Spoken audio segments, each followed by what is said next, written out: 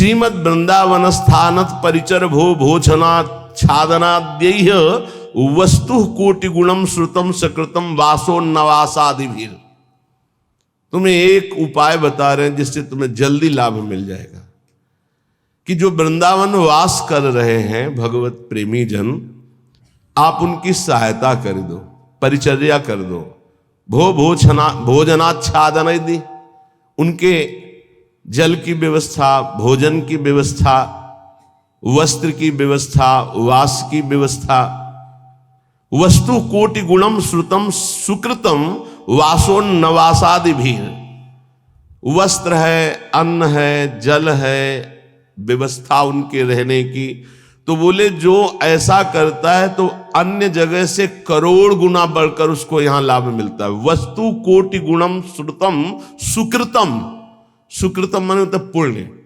जैसे आप गांव में अपने 50 को भोजन पवावें और फिर संगम प्रयागराज तीर्थ में जाके भोजन, तो बहुत बड़ा अंतर हो गया। फिर काशीपुरी में, द्वारिकापुरी में, अयोध्यापुरी में, मथुरापुरी में, कांचीपुरी में, अवंतिकापुरी में, इनमें पवाएं तो उससे भी बहुत बड़ा अंतर पड़ा, बड़ा लाभ मिलेगा।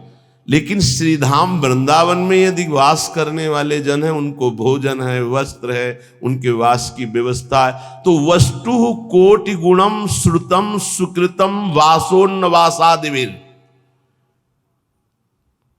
परिचर भोजनाच्छादनाद्यैः, उनकी परिचर्या, उनकी सेवा, भोजन है, जल है, वस्त्र है आदि आदि जो उनकी वास में सुविधा देता है, बोले करोड़ गुना उसको लाभ हम प्राप्त होता है। वस्तु कोटि गुणम, 1 रुपये का करोड़ रुपया।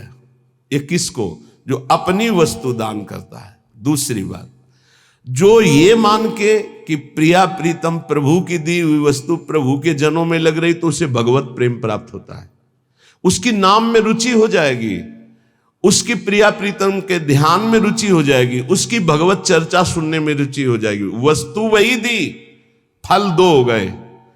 एक हो गया प्राकृतिक फल, 1 रुपए का 1 करोड़ वापस मिलेगा, और एक हो गया कि वही वस्तु दी और भगवत प्रेम मिलेगा। नाम में प्रीति, धाम में प्रीति, लीला में प्रीति, प्रिया प्रीतम में प्रीति।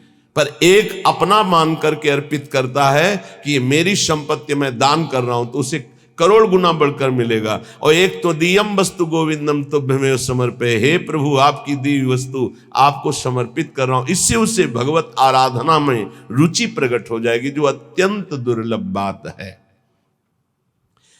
यदि वो वृंदावन वास नहीं करता और वो वृंदावन वास की व्यवस्था करता है, वृंदावन वासियों की जो विरक्त भाव से वास कर रहे हैं, जिनके जीवन का उद्देश्य प्रिया प्रीतम है, उनके वास की व्यवस्था में कुछ सहयोग करता है, तो बोले तीर्थे वासी तुम स्वयं ही तरति दो सा यत तारेत, उसको डबल लाभ मिलता है।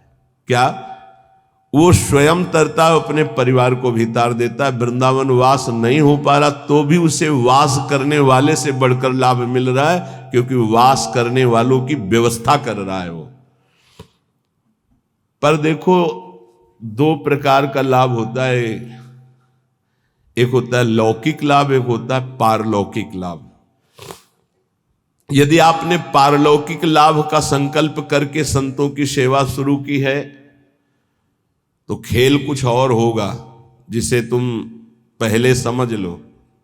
और अगर लौकिक लाभ के लिए शुरू किया है तो खेल कुछ और होगा, उसको पहले समझ लो। एक पूज्यपाद उड़िया बाबा जी के निज जन हमें 25 वर्ष पहले मिले थे, महाराष्ट्र के थे वो, बाबा से संबंध रखते थे। परिक्रमा में मिले, बड़ा आनंद मिला, क्योंकि अपने प्राण प्रिय बाबा के जन थे।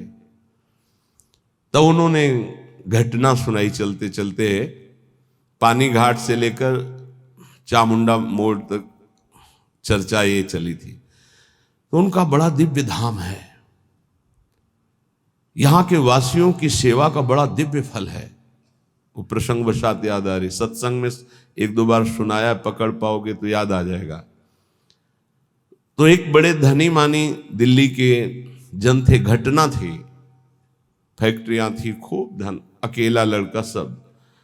उनको कहीं संतों के संग से बात लाभ की सुनने को मिली कि वृंदावन के विरक्त रसिकों का अगर सेवन किया जाए, सेवा की जाए, परिचर्या की जाए तो बहुत जल्दी लाभ मिलता है।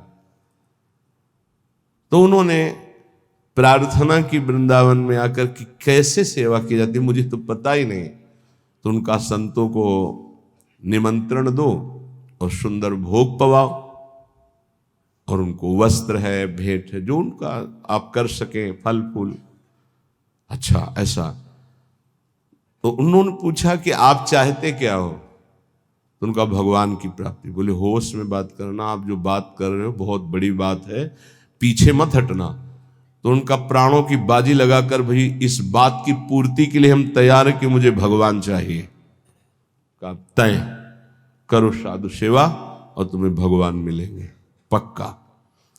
अब वो वृंदावन के प्रेमी जनों की सेवा करते, 100-500 संतों को निमंत्रण देते, सब पवाते। धीरे धीरे इतना संतों से प्रेम हो गया कि प्रार्थना की कि दिल्ली में हमारे घर को पावन करो।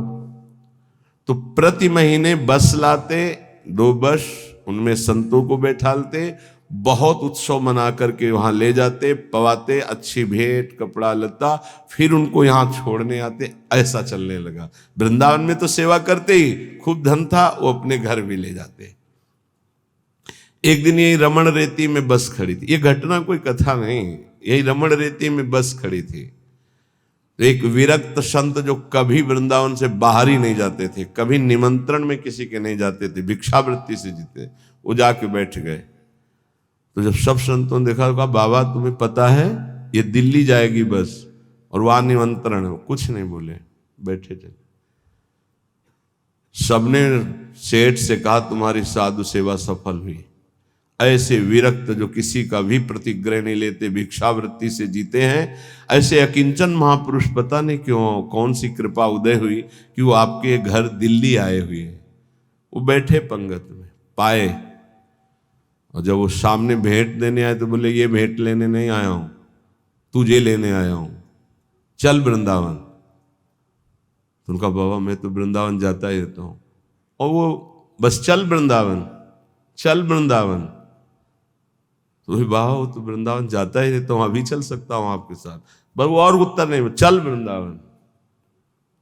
अब संतों की एक अलग भाषा होती है, उसे समझना कठिन। भेंट नहीं ली, चल वृंदावन। सबको भेंट दी, फिर सब बैठे, विदा हुए, आए। उसी दिन एक्सीडेंट हुआ और उनका पुत्र राधे श्याम। अब हाहाकार मच गया, क्योंकि वही उनके ऐश्वर्य का अधिकारी था।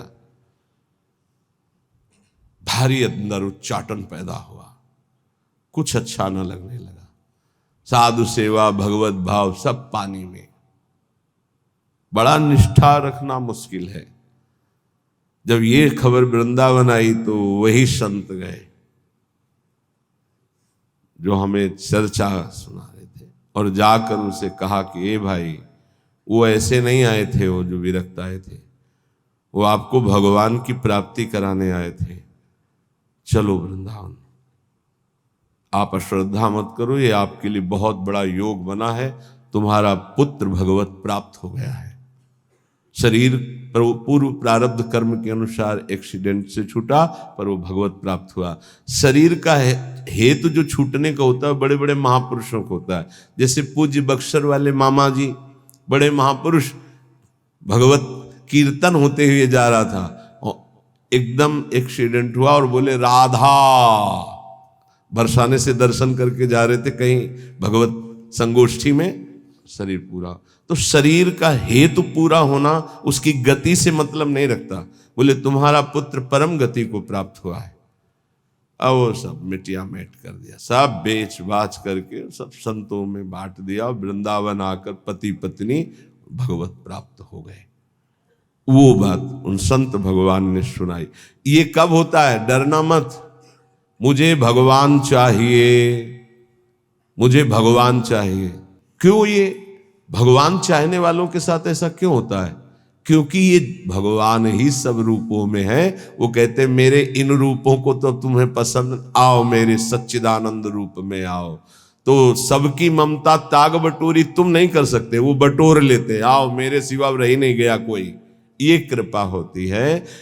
हे युधिष्ठिर, जिस पर मैं कृपा करता हूं उसका सबसे पहले प्रियजनों से वियोग कराता हूं और धन का अपहरण कर लेता हूं और किसी का भी किसी योग्य न रखकर, किसी काम लायक न रखकर उसे ऐसा कर देता हूं कि सिर्फ मेरा ही भरोसा, मेरा ही आश्रय। तो एक शब्द में कहा, उसका सर्वनाश कर देता हूं। आओ होली खेलो। सर्वनाश की होली खेलना हो तो श्री कृष्ण से प्यार करना। डर गए ना? डरना मत। सर्वनाश का मतलब है तुम्हारी मृत्यु का नाश, तुम्हारे काम, क्रोध, लोभ, मोह, मद, मत्सर, हर विकार का नाश। और सच्चिदानंद स्थिति में ऐसा नहीं है कि सबके धन का अपहरण कर ले। अम्बरीश जी चक्रवर्ती सम्राट, दशरथ जी चक्रवर्ती सम्राट, वृषभानु जी, नंद बाबा, बड़े बड़े महाभागवती हैं जिनके आंगन में भगवान घुटने के बल खेल रहे। कभी कभी भक्तों के अनेक जन्मों के संस्कार को भस्म करते हुए माया समेट लेते हैं। यही माया है, मैं और मोर तोड़ते माया। तो यहां कह रहे हैं जो अपनी वस्तु मानकर दान करता है उसे करोड़ गुना बढ़, ये अच्छा लगता है नहीं? ये अच्छा लगता है। एक देव करोड़ भंजाओ। और दूसरा है आपकी वस्तु आपको समर्पित, वो सीधे आपको प्राप्त करेगा प्रभु को। अनंत काल तक के लिए महान वैभव संपन्न, सुख संपन्न प्रभु के समीप, जो हमारे प्रीतम है, जिनके हम अंश है, वास्तविक जो हमारे संबंधी है। ये तो सब संबंध का नाटक है, वास्तविक सत्य संबंध हमारा प्रभु से है। तो श्रीपाद कह बहुत सुंदर उपाय बता रहे। साधु सकनों, यदि तुम ऐसा कर सको, संपूर्ण संसार स्वाप्निक है, इसका त्याग कर प्रिया प्रीतम का ध्यान करो। बोले बड़ा कठिन, कैसे करूं? बोले आओ वृंदावन रसिकों का संग करो, तन नाम जप, उनका नाम जप करो, नाम कीर्तन करो, लीला कथा सुनो, तुम्हारी प्रीति हो जाएगी प्रिया प्रीतम में। बोले बहुत कठिन है, इसमें भी मन नहीं लगता। तो फिर ऐसा करो, जो वृंदावन वासी विरक्त जन, उनको भोजन कराओ, उनके वस्त्र की व्यवस्था करो, उनके वास की व्यवस्था करो, उनके वास की सुविधा दो। वस्तु कोटि गुणम श्रुतम सुकृतम वासोन्न वासादि भी, वस्त्र और वास आदि की व्यवस्था, भोजन भोजनाच्छादन की व्यवस्था। तो बोले वास ही तू स्वयं ही तरते, वो स्वयं तर जाएगा। और दो तव स यत तारेत, और दो को तार देगा, आगे की पीढ़ी और पीछे की पीढ़ी, उनको भी तार देगा। प्रेमानंद रसात्म धामनि परे वृंदावने वासको, त्वाश्चर्याम वृषभानुजा प्रियरतिम प्राप्नोत्यनायासतः। अनायास उसे प्रिया प्रीतम के चरणों में प्रीति प्राप्त हो जाएगी, जो वृंदावन वासियों से प्रीति करते हैं। पूज्य श्री मथुरा दास जी के वचन, बहुत बड़े महापुरुष थे। वो कहते थे कि ए जी, हम तुमको एक गुप्त बात बताएं, तुम किसी वृंदावन वासी से ऐसा प्रेम कर लो कि वो तुम्हारी याद करे। वो भगत नहीं आया, बस जान लो कि प्रिया प्रीतम जरूर तुम पर रीझ जाएंगे, कोई यहां का वासी तुम्हारी याद कर ले। अब ऐसे नहीं कि हमारी याद कर लेना, ऐसे आचरण करो कि वो तुम्हारी याद करे, ऐसी प्रियता बढ़ाओ कि वो तुम्हें अपना कहे। अच्छा, बहुत दिनों बाद आप दर्शन दिए, कई बार याद आया, आपकी स्मृति आई। अहो भाग्य, धाम में बैठकर भजन करने वाले आपकी याद करें। ये पूज्य मथुरा दास जी कहते थे, तुम ऐसा अपनापन करो किसी वृंदावन वासी रसिक से कि वो तुम्हारी एकांत में सेवा का स्मरण करके याद करे। तुम्हारे आचरण, तुम्हारा स्वभाव, तुम्हारी भजन पद्धति, तुम्हारा अपनापन, वो एकांत में तुम्हें याद करे। तो कह रहे प्रेमानंद रसात्म धामन परे वृंदावने वासकस्त्वाश्चर्याम वृषभानुजा प्रिय रतिम। आश्चर्य की बात, प्रियाजू के चरणों में प्रेम प्राप्त हो जाएगा इन वृंदावन वासियों की सेवा से।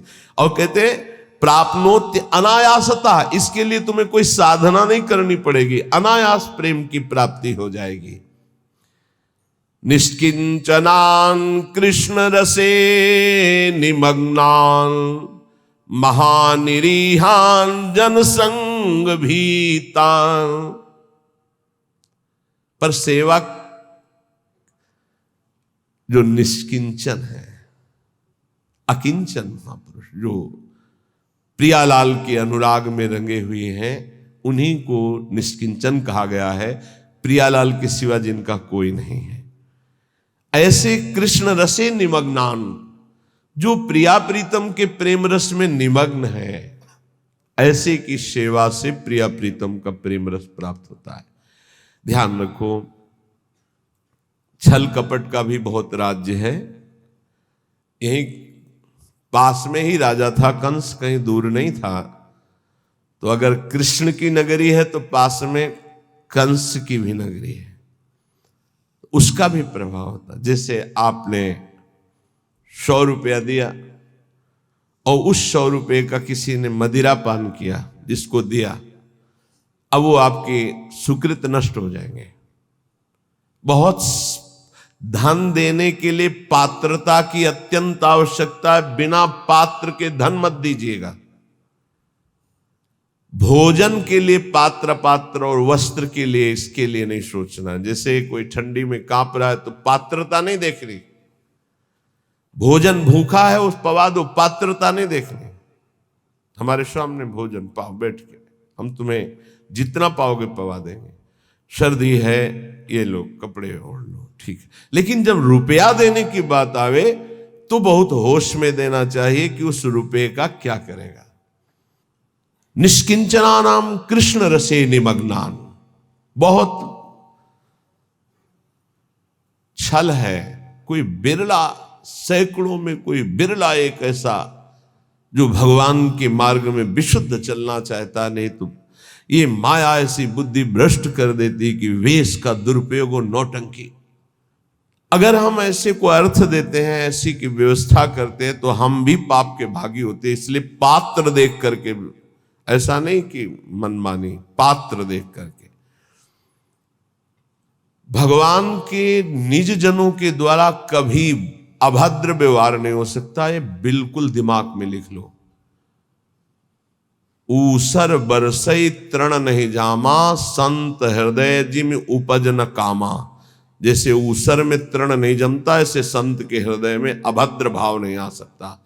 भूल न देह कुमारग पाऊं। ये जो जीने के लिए इस वेश को स्वीकार कर लेते हैं, उन बहुत हानि हो जाती है। क्योंकि उनका उद्देश्य केवल रसेंद्री जनेंद्री इंद्रियों का भोग होता है और बहुत बुरी तरह उपहास करते हैं इस वेश का। इसलिए यहां जहां सेवा की बात आई है, वहां एक शब्द और आ गया है, निष्किंचना नाम कृष्ण रसे निमग्नान। जो अकिंचन है, जिनका प्रिया प्रीतम के सिवा और कोई लक्ष्य ही नहीं है, श्री कृष्ण रसे निमग्नान, जो श्रृंगार रस महामाधुर्य रस वृंदावन का उसमें मगन है, ऐसों की सेवा बहुत सोच समझ के। ऐसा कहीं तुम्हारा कदम ना हो कि इस वेश से ही घृणा हो जाए, क्योंकि बहुत विचित्र खेल है। यहां समझ पाना बड़ा मुश्किल, बड़े बड़े धोखे में हो जाते हैं। दर्शन भक्त अनूप और रूप न शोभित प्रीति बिनु, और भरम भटकत भूप श्री हरिवंश कृपा बिना। सेवक जी कह रहे ऐसा स्वरूप है दर्शन का बाहरी, महापुरुषों के वचनों पर स्थित। हम बहुत सोच समझ कर संग करें, बहुत सोच समझ कर सेवा करें। श्री कृष्ण रसे निमग्नान, यहां धोखा नहीं है। जहां भगवत भक्ति है, जहां भगवत प्रेम है, पहली बात तो ये समझ लीजिए कि भगवान की प्रधानता रखने वाला मांग नहीं रख सकता, ये पक्की बात है। रोटी के सिवा, रोटी की मांग की हर संप्रदाय के आचार्यों ने अनुमति दी। भगवान शंकराचार्य अद्वैत सिद्धांत के, उन्होंने कहा भिक्षान्नम औषधम, औषधि की तरह भिक्षान्न से उदर पोषण। हमारे भूख लगेगो मांग खाऊंगो गिनोनो सांझ सवेरो, अन्यथा नहीं। ये धन की लोलुपता और श्री कृष्ण रस निमग्न, इसमें बहुत जमीन आसमान का अंतर है। बोले ठाकुर सेवा के लिए चाहिए। कब आदेश किया ठाकुर जी ने कि हमारे लिए तुम धन मांग करके लाओ? वो तो कह रहे मये वो मन आधत्सो मय बुद्धि निवेश है, मेरे में मन लगाओ, मेरे में बुद्धि लगाओ। है तुम्हारे पास तो चढ़ाओ, नहीं है तो एक अशोक का पत्ता लो और ऐसे लगा लो, वो सोने के मुकुट से भी बढ़कर ठाकुर जी राजी हो जाएंगे। पत्रम पुष्पम फलम तोयम ये में भक्त्या प्रेक्षति। समझने का विषय।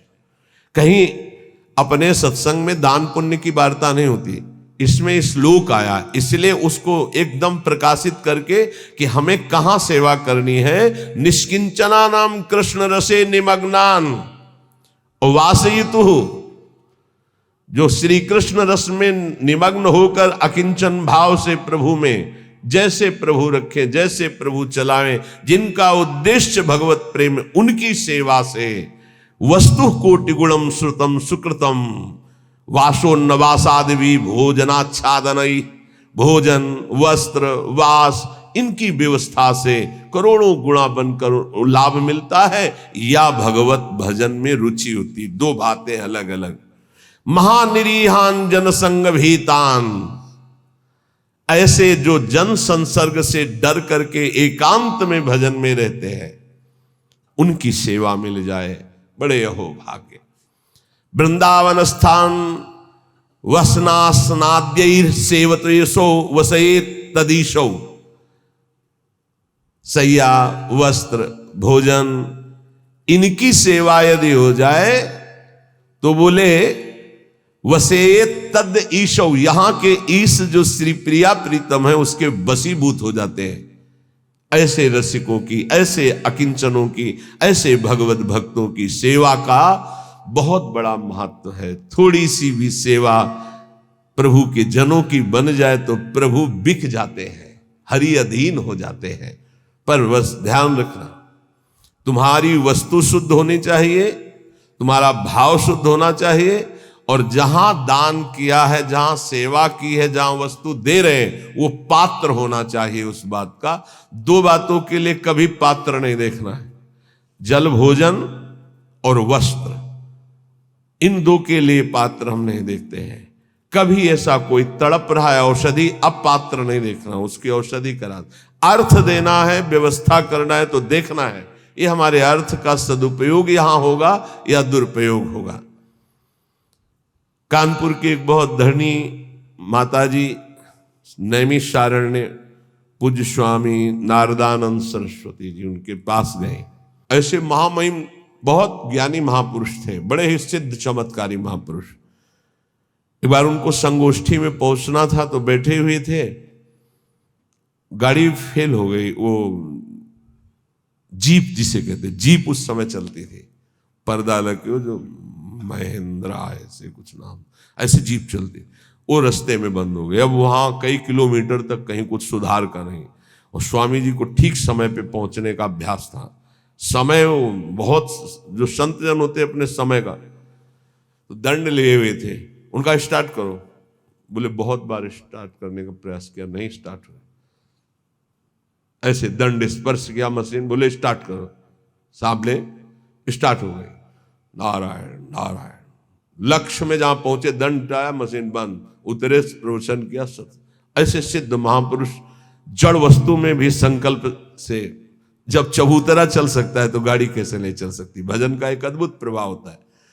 उनके पास 1 रुपया, और कहा महाराज मैं गरीब हूं, 1 रुपया से चाहते हो आपके नैमिषारण्य में जितने आश्रम में, किलोमीटर में आश्रम है, वो सब संत पाए, ऐसा हो सकता है? उनका हाँ माता जी बिल्कुल हो सकता है। भंडारी को बुलाया, बोले 1 रुपया। उस समय नमक 1 रुपये का 5 किलो मिलता था, वो जो टोरा वाला नमक होता है, 1 रुपये का 5 किलो नमक मिलता था। 5 किलो नमक में तो पूरा नैमिषारण्य का भोजन बन जाएगा। 5 किलो नमक तो थोड़ा पड़ा। बोले एक नमक लाओ 1 रुपये का, और सब भंडार में सब्जी दाल सब में नमक इन्हीं माता जी का पड़ेगा। माता जी आप भी प्रसाद पाएगा। पाया, प्रसाद पाने के बाद का थोड़ी भेंट देना चाहती है। तो उनका आप तो कहती थी गरीब है, हमारे पास 1 रुपया, भेंट तो दे दिया। बोले नहीं, वो तो केवल आपकी महिमा और स्वभाव को देखना चाहती थी कि आप कहीं फटकार कर मुझे भगा देंगे। 1 रुपया कोई भेंट होती है, ऐसा कहेंगे। और दूसरा प्रभाव कि आप 1 रुपये का क्या सदुपयोग करेंगे जिससे सब संतों के मुख में चला जाए।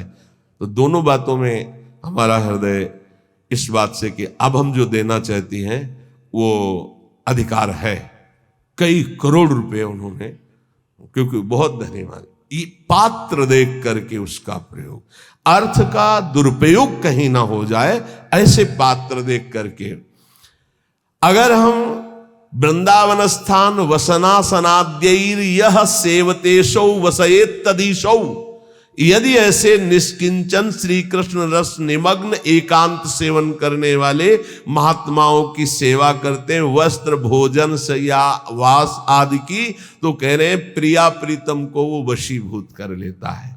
ये श्लोक के अनुसार है, अन्यथा पूरे जप से हितधाम से यहां तक के प्रवचन इस विषय की चर्चा भी नहीं होती। ये दान पुण्य का यहां हमारा कोई महत्व नहीं है। हमारा महत्व है मन को प्रिया प्रीतम में लगाओ, राधा राधा जपो, सबसे बड़ी बात यही है। अब ये प्रसंग है इसलिए इसकी चर्चा हो रही, इसका महत्व नहीं। ये मत समझा जाए कि ये कोई खास महत्व की बात है। खास महत्व की बात है एक एक श्वास प्रभु में अर्पित करके राधा राधा राधा ऐसा निरंतर समय को व्यतीत करें।